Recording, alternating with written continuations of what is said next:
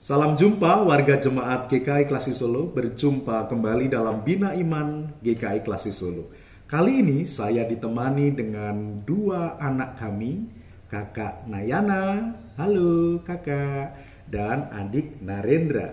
Halo adik, terima kasih sudah temani bapak. Bapak mau tanya sama adik Nara.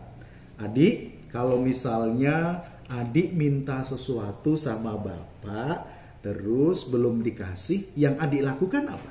Dikasih terus. Dikasih terus. Sebelumnya misalnya belum dikasih, apa yang adik lakukan?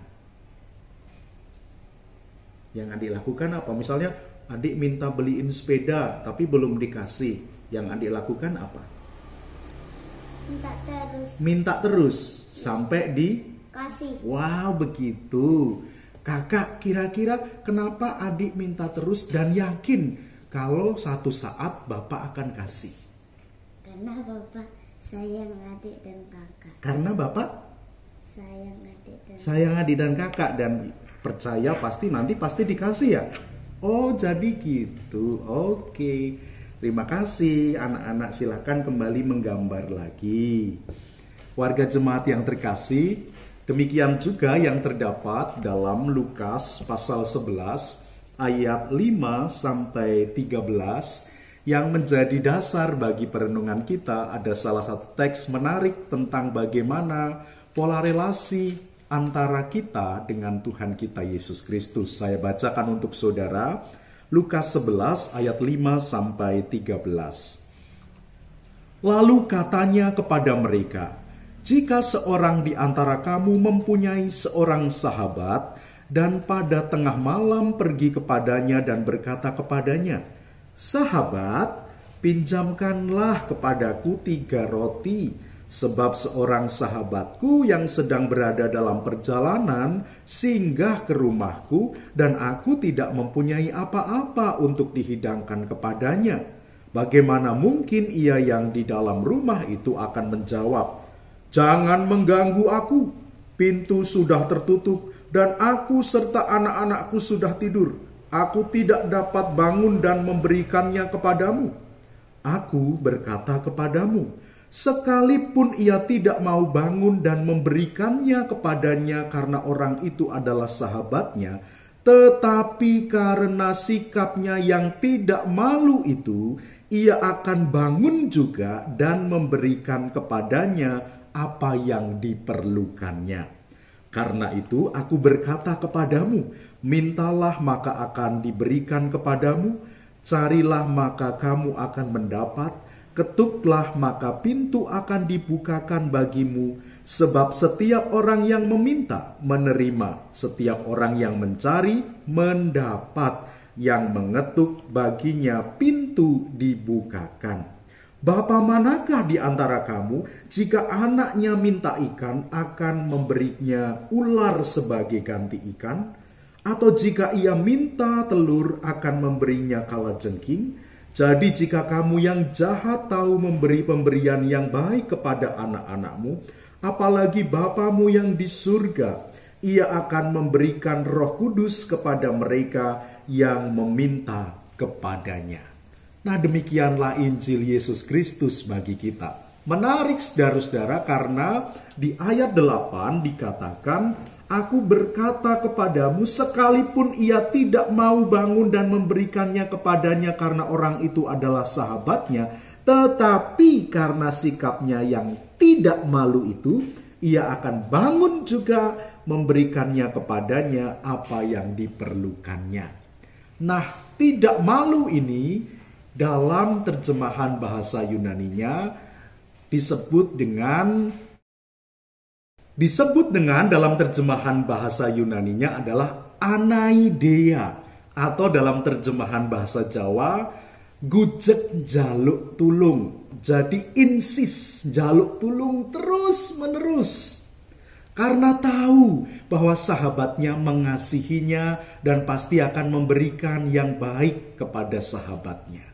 Nah, pola relasi inilah yang mau disampaikan kepada kita terkait dengan bagaimana Yesus memandang kita. Sekalipun mungkin kita adalah umat yang tidak layak di hadapan Tuhan, berdosa, penuh dengan kesalahan, tidak sempurna. Tetapi karena ia memandang kita sebagai sahabatnya, bahkan di dalam teks selanjutnya dikatakan bahwa ia memanggil kita sebagai anak-anak yang dikasihinya.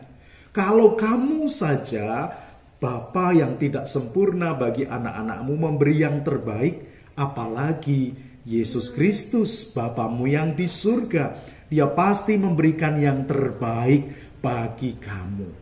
Maka mintalah, maka akan diberikan kepadamu. Ketuklah, pintu akan dibukakan bagimu.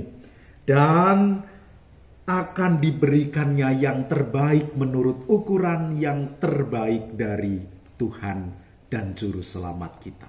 Kepada kita semua, kita diundang untuk senantiasa mempercayakan hidup kita pada penyelenggaraan Allah, pada pertolongan Kristus, pada kasih dan kuasa Roh Kudus yang kita yakini dan percaya senantiasa menghamburkan cinta kasih-Nya kepada kita, terus memberikan kebaikannya bagi setiap kita dan mendengarkan atas setiap doa yang kita naikkan kepadanya.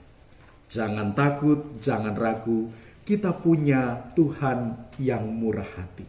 Kita punya Tuhan yang baik dan penuh belas kasihan. Kepada kita akan dipercayakan hal-hal baik menurut ukuran dan rancangan terbaiknya atas setiap kita. Terima kasih Tuhan atas setiap kebaikan Tuhan dalam hidup kita semua. Kita patut mensyukuri semua itu. Kita bersyukur atas Tuhan yang begitu kasih dan memelihara kita semua. Tuhan Yesus mengasihi adik enggak? Mengasihi. Tuhan Yesus sayang enggak sama kakak? Sayang.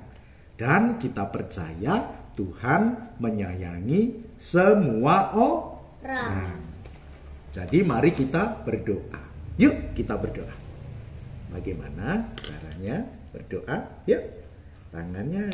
Oke. Mari kita berdoa. Tuhan Yesus, kami bersyukur karena dikasihi Tuhan. Kami percaya hidup kami dirawat Tuhan. Kami percaya doa kami didengarkan Tuhan. Dan Tuhan mengasihi kami seperti Bapa yang sayang pada anak-anaknya. Terima kasih Tuhan. Kami bersyukur. Kami percaya. Dan kami terus meyakini Tuhan beri yang terbaik bagi kami semua. Di dalam nama Tuhan Yesus, kami berdoa. Kami berdoa. Amin. Sampai jumpa. Tuhan memberkati kita semua. Dadah, dadah, dadah adik. Adik bikin gambar apa sih emangnya? Bikin gambar bapak, kakak, adik, mbak, ibu. Mana coba tunjukin. Ini. Oke, bapak yang mana? Bapak yang ini. Ibu? Ibu yang ini. Kakak? Kakak yang ini. Adik? Adik yang ini. Terus satunya siapa? Mbak yang ini. Oh, satunya ada mbak. Oke. Good. Bagus sekali. Kakak bikin gambar apa itu? Taman. Taman? Oke, mana tamannya? Ini. Oh, sedang digambar. Wah, ada bunga-bunganya ya, nanti diwarna ya. Oke.